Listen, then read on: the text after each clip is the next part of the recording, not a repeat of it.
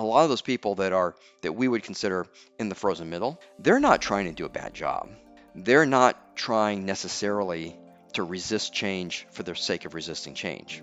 They're trying to operate within the incentive structures, practice those behaviors that they've been taught to practice.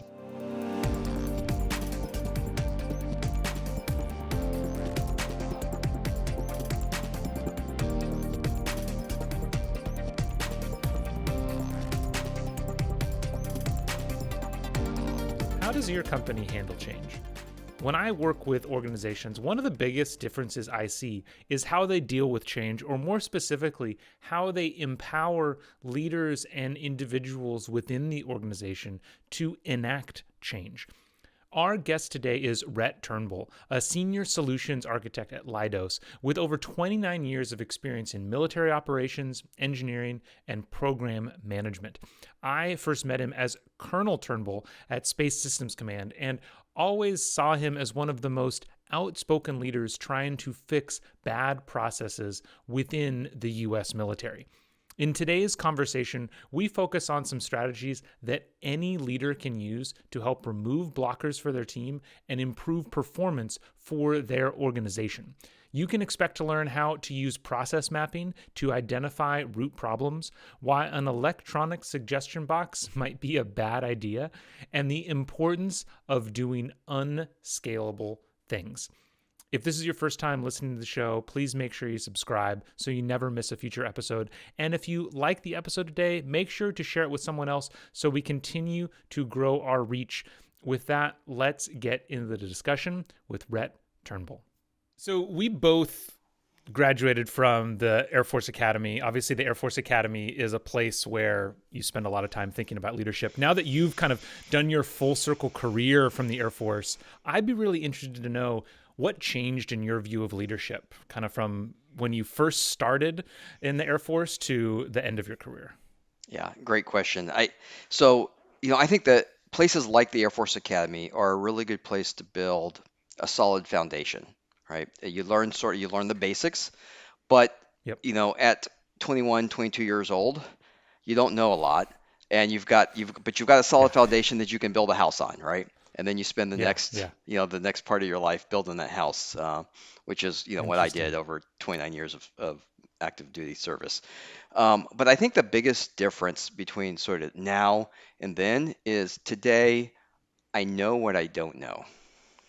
And I think that is something when you're first starting out that's difficult to do, right? You know a lot because you've spent 4 years having your brain filled with information.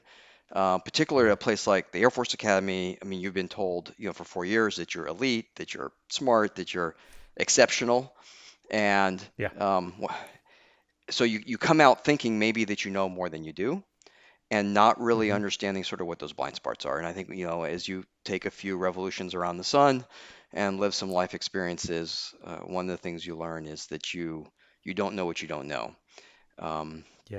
And that that, right? So and I think from a leadership perspective, that gives you a different lens to look at things through, right? You understand, you may not know where they are, but you understand that you have blind spots.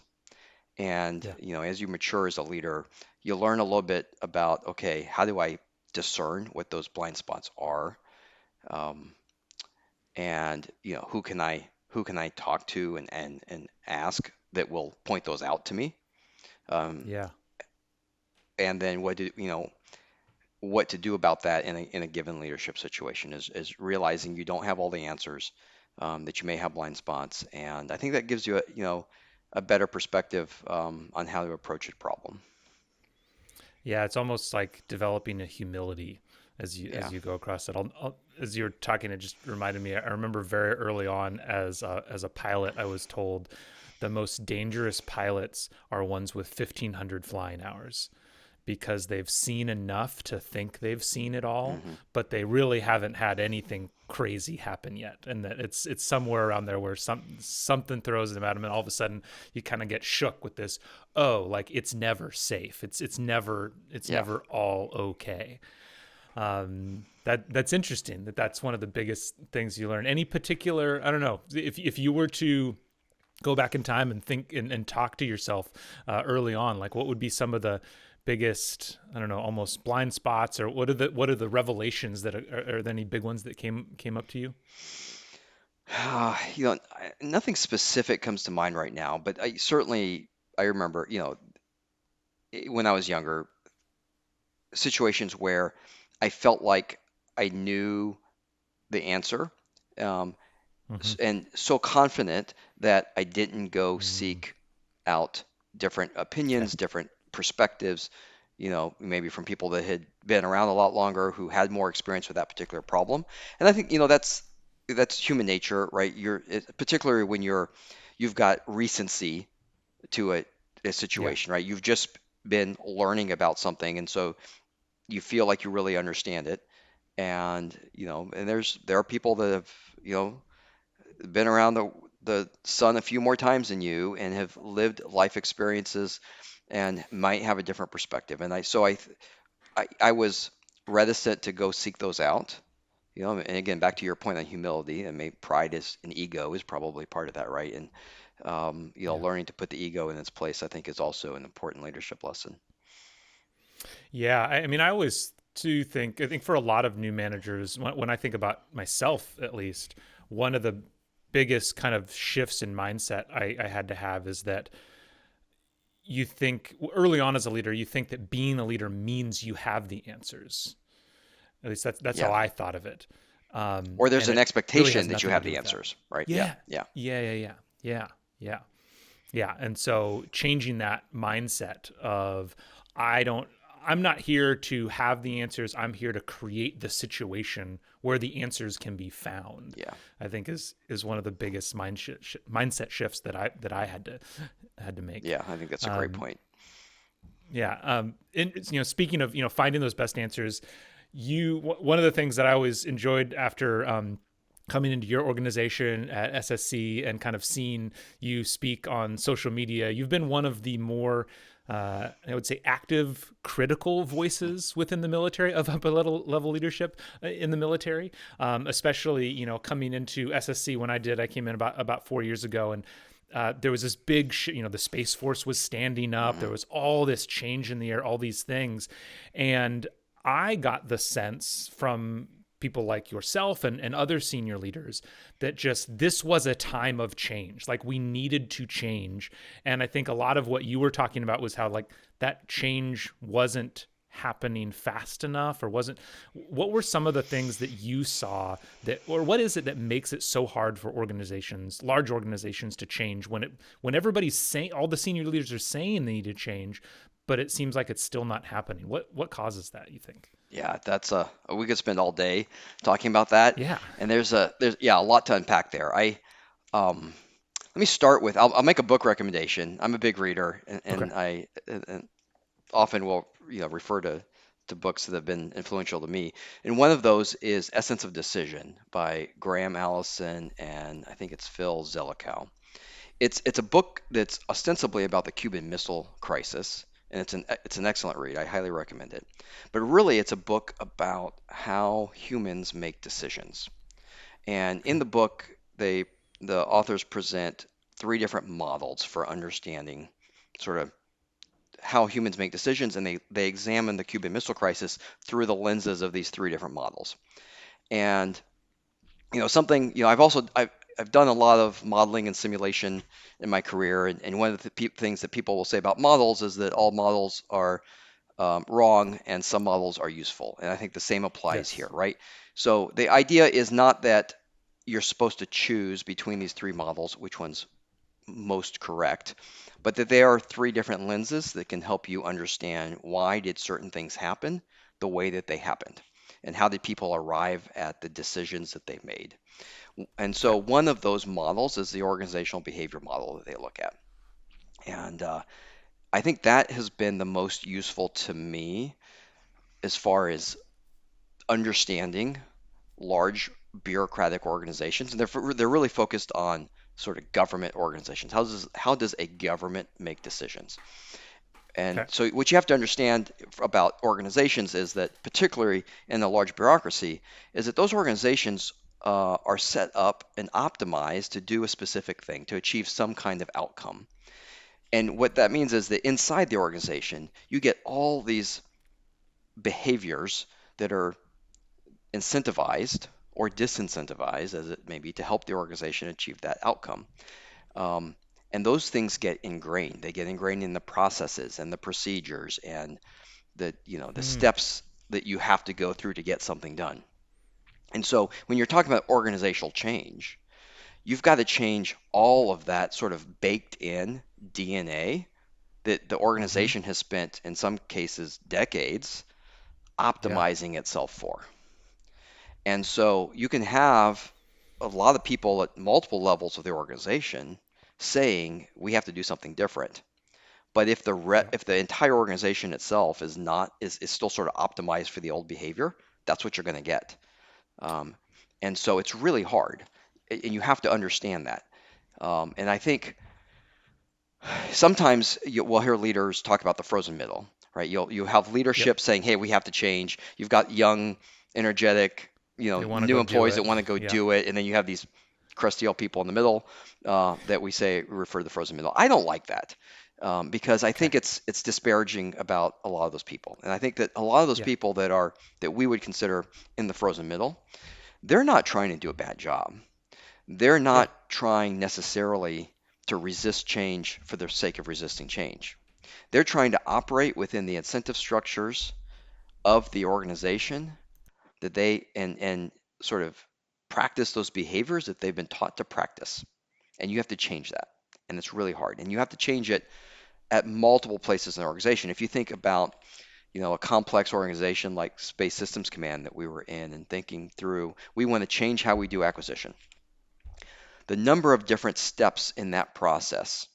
There's a requirements piece. There's sort of the planning piece of how are you going to, and the strategy piece, the contracts piece, the security piece, the finance piece, right? Like, and all of those are sort of bureaucracies within the bureaucracy, and they all have their own incentive structures.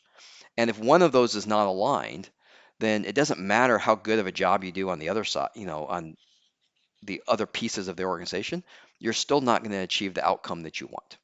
And so you have to look at it really as a system, and that so that resonates with me as an lifelong engineer and trying Yeah. to look at things as systems of systems and what are the inputs to the system, what are the outputs, what are the behaviors that are baked in, and then figure out, okay, how do we change those behaviors? Well, and I think you highlight the point of why it's so difficult, because I would imagine very often those kind of behaviors and those systems, it's like with culture where you say, you can't see it. It's like the water you're swimming in. And so many of these decisions, uh, many of these pieces of the culture of what's incentivized or how decisions are made, they're probably so baked in that they almost become invisible, especially if you've been there for a little while. You almost don't even know how to question them. They're not something that you think to question when you think of things to change. They seem kind of almost too fundamental to even realize they're there. Does that Yeah, sound right? yeah, it's hard to figure out like what those behaviors are, what those incentive structures are, and they may not Yeah. be obvious, like you said. Yeah.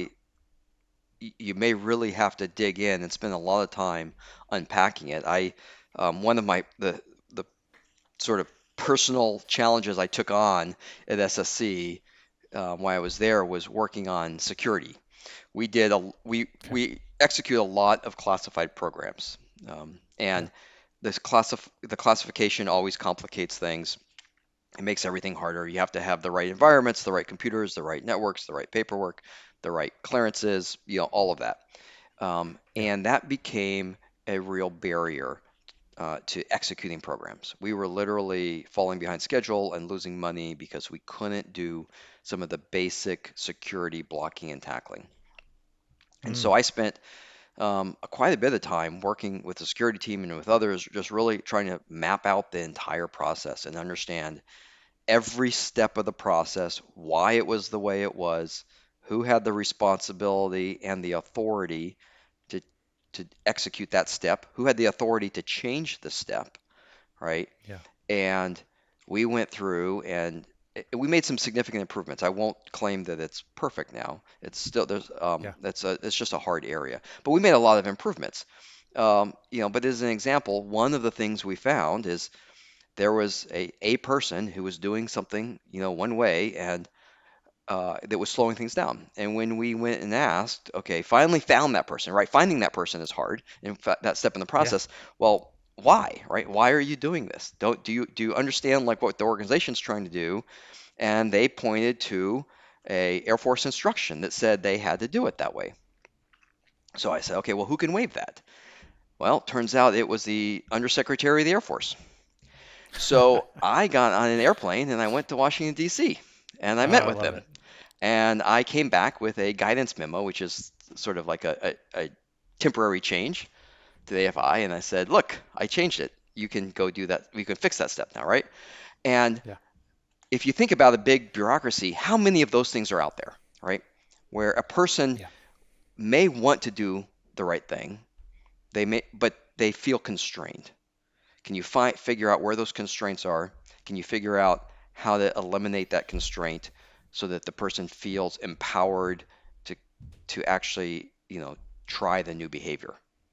And Yeah. you have to do that at a human level, a personal level. I mean, that takes leadership and human contact to do it over and over. It's not enough to write a memo that says this is how we're going to do it, right?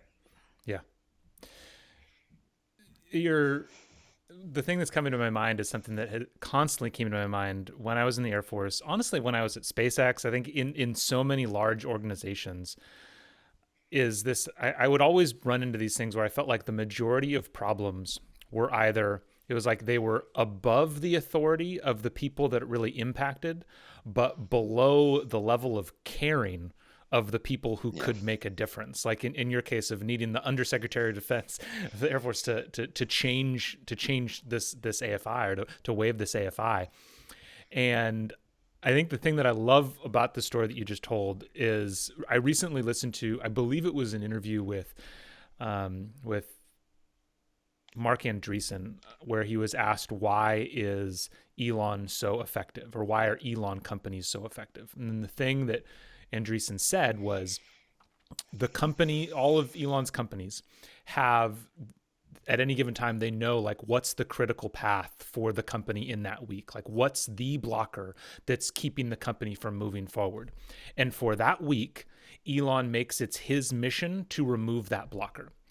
And so to kind of go back to your story, it's the equivalent of this dramatically too high level person just systematically going through something that is kind of at an action level affecting people 12 levels Yeah. below them, and just saying, I'm going to fix it, I'm going to fix it, I'm going to fix it. And the story that you just outlined, the reason why I love it so much is because you kind of gave a roadmap in some ways, or at least a plan of action for any leader in an organization who finds themselves in this place where I don't have the authority to fix this. I need somebody way above me.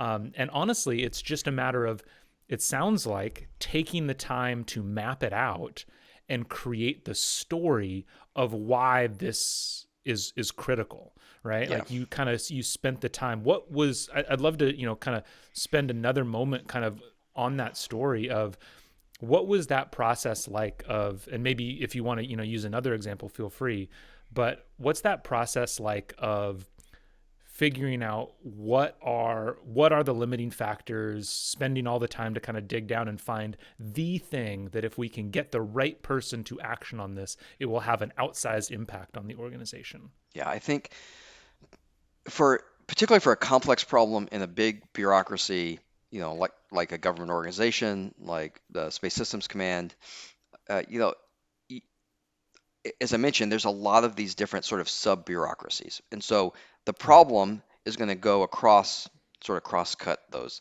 and the blockers may exist in one or more of those areas, and you don't know that without um, actually like mapping it out. You may have a sort of a sense of it, right? And the people that are Yeah. sort of having day-to-day contact with the problem are going to know, yeah, the blocker's here. This step takes too long. Yeah. But that step may not, in the case like this example we just talked about, it may not take too long, um, because of that step. It may take too long because of some outside reason, some other reason. You have to map it out. And so really it's really just sort of a value stream mapping of understanding like Hmm. what are the inputs, what are the outputs, and Mm-hmm. then trace it through step by step. And the way um, I did it in this example was I did a handful of offsites where I had to get everybody together, and getting the right people that really understand the steps is hard because everybody's busy, and you just have to block time to Yeah. say, look, this and in that particular case, I was able to quantify in terms of dollars that the organization was losing, literally millions of Yeah. dollars a year, and Yeah. doing the and that took work too, like doing the getting people to care is step one, right? So I had to be able to come up with the story for why does it matter, and so that mapped out. Okay, I was able to show this is how many millions of dollars a year our organization is either losing or leaving on the table because we can't execute this process. And then so that is enough to get people to care. You get them all in a room, and then we literally just go through step by step. Well, what happens here? Who does that? Okay, and then why do you do that? And and then I'm sure you know the why story, right? You have to ask why 5 times to Yeah. get to the Yeah. actual root cause, right? Yeah. Because this Air Force instruction says I have to do it this way, right? You have to Yeah. get to that level, and that takes a long time. It takes hours, and you just have to map out those processes. Um, Yeah. so I don't think there's not an easy answer to it other than No. trying to really dig in and understand the problem and then be able to take that Hmm. to, somebody that can actually change it. And, and once you get there, right? Like, and part of the problem is that person who can change it is so high up in the organization, Yeah. Yeah. they're not aware of this, right? And nobody Yeah. wants to bother them with this, right? So Yeah. it's got to get to the point where the impact is so great and the story is so compelling that I can walk into that person's office in the Pentagon and say, you probably don't know this, but you're causing X action, and all I need you to do to fix it is sign this memo, right? Yeah. And that Yeah. was a no-brainer, right? That literally took, okay, I'll sign that, right? That makes perfect sense. Why didn't you Yeah. tell me this sooner, right? So, Yeah. but it Yeah. just takes work of Yeah. mapping it out and understanding it. Yeah, yeah, I think, and you're right. I don't think there's no easy way to do it, but it's just taking the time to care. And I'm guessing whether it's in this situation or other situations, there were many times where you started a meeting or started a conversation and quickly got to the point where, oh, wait, we need this other person because like Yeah. there's this whole trail that the people in the room right now don't know the answer to. And so, okay, we'll bring this other person in. I imagine there's a lot of false starts as you go There along. are. And so that process doesn't scale really well, right? And so that's one of the Mm-mm. challenges. Back to your original question, how do you change a large organization? It takes a lot of these sort of, contacts with the process, with the people who are executing the process, with the organization to make these small changes, which can have, add up to a much larger Yeah. outcome, right? But if you Yeah. don't do some of that basic, just sort of the footwork of understanding the problems, understanding the incentives, understanding the Yeah. why, you can you can have great slogans and pep rallies and all calls and Yeah. a marketing blitz all day long, and you're going to get the same output. Yeah. I'm reminded of a story from the founding of Airbnb that I always hear where it was like they were struggling to get traction and get movement and to get people into the system. And so what they made a plan, the founders made a plan of we're going to go in and we're going to like we're going to identify, the top 20 most used places, and we're going to go stay with the hosts and take pictures and like give like this really over the top experience for all of the top people. And a lot of the people who were funding them said, "Well, whoa, that's not scalable." And kind of the outcome of the whole thing was this idea of like, in order to scale, you have to do the unscalable. Like, in order to Yeah. get close enough to the problem, in order to really understand the root of the situation or what's going on, you kind of have to commit yourself to doing unscalable things at least for a time, or else you're just not going to understand the situation enough. And it sounds like that's kind of what what Yeah. you experienced if you just had to dive right in. Yes. Yeah, I think that's a great comparison. You have to be able to do those things that don't scale. You have to be willing to do those things that don't scale in order to get the organization moving in the right direction. Yeah. I'd be interested, since you were kind of such a vocal leader on this front. Clearly, you're willing to get on a plane to go, get a signature to wave an AFI. Did you ever see that at the people below you? Did you have people coming to you from, because there's so many different levels at which this could happen. You needed to go get someone else's approval. There's some other problem that you could probably approve, but you weren't aware of it because it was so far below you. Did you ever experience people coming to you with similar kind of asks, or were you able to ever kind of empower that level of change in an organization? Yeah, inside my own organization, yes, I think I was able to do that, but it took time. And Yeah. what you have to establish with the team that you're leading is trust, and they Okay. have to Yeah. believe that you care and that you're going to do something about it, right? And Mm. if people um, will aren't willing to bring you problems, uh, then they're not going to, because they don't believe that you're going to do anything about it. Mm. They're going to stop coming to you with problems, right? And I think so. Mm-hmm. People have to see you actually execute that. And then Mm-hmm. sometimes you're not going to be able to. I don't have the authority to do that, or I Mm-hmm. went and asked the person that Mm-hmm. had the authority and they said no, and you have to be able to Mm-hmm. communicate that back. Mm-hmm. So one of the things I found um, really helpful as a leader is I had a suggestion box program. And so a lot of people, leadership, um, classes and whatnot, I've been sort of some of the leadership training I've been through is like never put out a suggestion box. Because the problem with suggestion box is people put their suggestion in and then nothing ever happens, right? And so Yeah. then they get Yeah. tired of, they will stop giving suggestions. Yeah. I felt, ours was fairly successful. And the reason is I personally read every single one of them, and I Mm-hmm. gave a response, and it was anonymous, and then gave a response back to the entire organization at a regular cadence. Here's the suggestions we have. Here's the ones we have implemented already. Here's the ones we're looking into and why, and then sort of what the next steps are. And here's the ones we can't do and why. And we did Yeah. that very regularly. And I found that that was very effective. And after doing that for about a year, I had people coming out of the woodwork, sometimes through a suggestion box, but sometimes just walking into my office of saying, I see this problem, I need your help to fix it.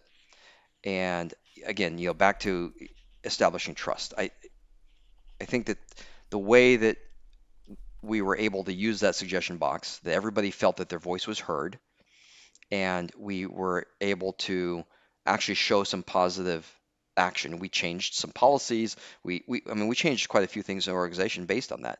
And sometimes it was a very minor thing, and for all Yeah. I know, it was one person in the organization who had this problem. But because it was anonymous and the whole organization saw, we did everything in public.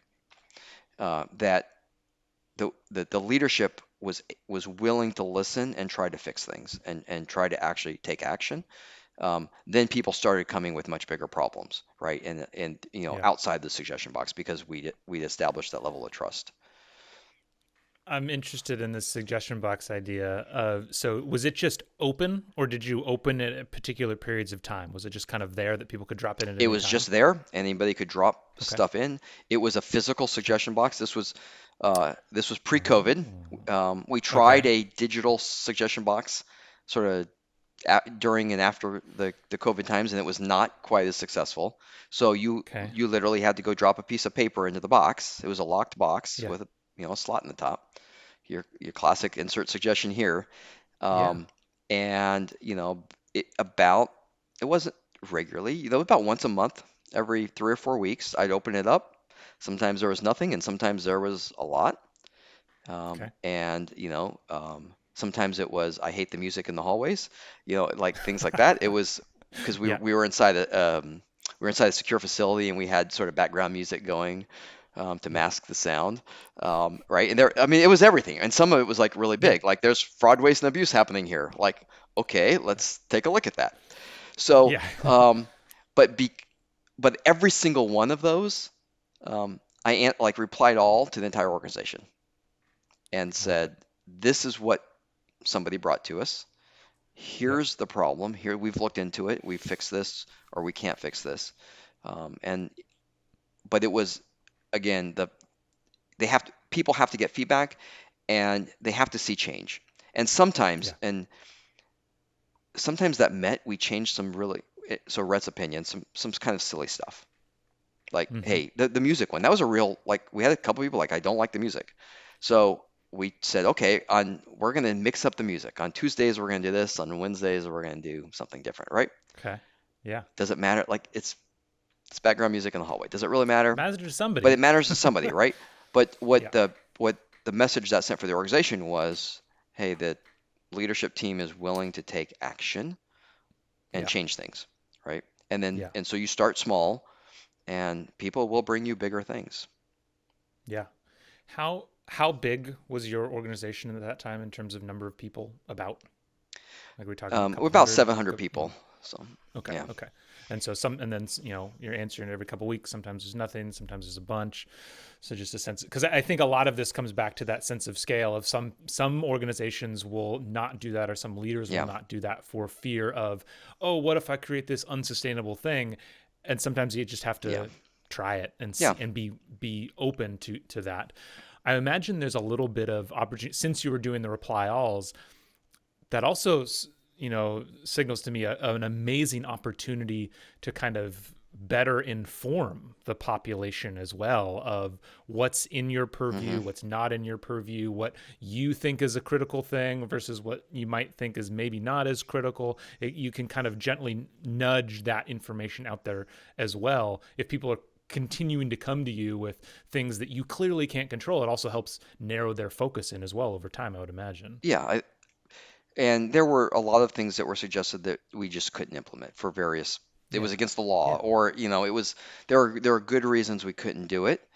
Yeah. But I think that sort of through that reply all of being able to have a conversation with people, and at least explain why. And Mm-hmm. a surprising number of people responded to those messages, right? So then that Mm-hmm. opened up sort of direct dialogue with the leadership, with people sort of 3 or 4 levels down in the organization. Now, back to Yeah. scale, at some point, sort of some size organization that doesn't scale. The Yeah. CEO doesn't have time, to respond back to every email from an employee. But Yeah. you can implement this sort of at different levels. This kind of just sort of transparency of, here's what Yeah. we're doing and here's why. Here's what we Yeah. can't do and here's why. Great Yeah. idea. We don't Yeah. have the authority, but I'm going to go get that AFI changed, right? Yeah. Yeah. And as much as I sometimes don't like the anonymous approach, and again, back to your level of, back to your idea of trust, every organization is going to be different of how willing people are also to raise their hand to ask the dumb question or say the dumb some people are scared, some people are more nervous. And so, especially early on, I would venture to guess that anonymity it makes it much more willing that people in any organization, even if you don't have trust yet, are going to be willing to step forward, which seems Yeah. like it would be really And if helpful you have for. true anonymity, I think it does help. And that's one nice thing about the paper suggestion box, right? It was, you just Yeah. Yeah. drop a piece of paper in. And I think even when you have an electronic suggestion box or something like this, even if you say it's anonymous, everybody assumes it's not. You logged my IP Ah, address, you know who I am, you like, right? sure. And that changes it somewhat. And so that may not, Yeah. in an organization that's distributed, or is remote work, or those kind of, like, that may not work. Yeah. You may need something else. I'm seeing a world where a company that's distributed, because I work with a few organizations that are truly distributed, and I can see, to your point, like, one, I can see, people aren't really believing that it's anonymous. Two, I think friction is good Yeah. in some circumstances, a little bit of friction. And so I can imagine a world where a distributed organization just gives every employee like a postage or a prepaid like postage card, that they can just fill out and just drop, to make it so it's still paper, something like that. Although again, then that's going to get stamped, so maybe it's not fully anonymous. Hey, I only have one employee in Huntsville, and he's very disgruntled. Yeah. That's tricky. Yeah. Well, I don't know. I mean, when we started this, before we started recording, and I said I kind of wanted to focus on this idea of change in large organizations, and you were kind of like, I don't know if we're going to have any good answers. I think you've provided a couple really, really good suggestions, all centered on this idea, especially in large organizations. I think we get obsessed with this idea of scale. We get obsessed with this idea. I mean, I know I totally fell into this as a learning leader at SpaceX and at other large organizations. To me, I was always just like, if this isn't going to work for all 7,000 people, then I don't want to hear it. That's honestly how my mindset was a lot of the time. And I think you have provided, both for me and certainly for me, hopefully for the listeners, a couple really great frameworks for how to start doing some unscalable things, but that are worth doing anyway, because it's the only way you can unlock the potential of some of these large organizations and kind of stop that bottleneck. I agree. Awesome. Well, this has been great. I really thank you for your time. Like I said, I think that there are a few nuggets in there that I'm going to be thinking about for a while, especially this idea of just like unscalable approaches to effective leadership. I think that's really great. So thank you so much for your time today. Thank you. It's been great. Great. Thanks, Matt. I really appreciate it. Thank you so much for listening to today's show. If you are looking for help turning your organization's great engineers into great managers, me and my team at Better Everyday Studios would love to help. We deliver targeted and interactive training workshops that are designed to help build the 3 fundamental skills of any new manager: building trust, giving feedback, and setting goals. Reach out to me through matt@bettereverydaystudios.com so we can start making your organization better every day.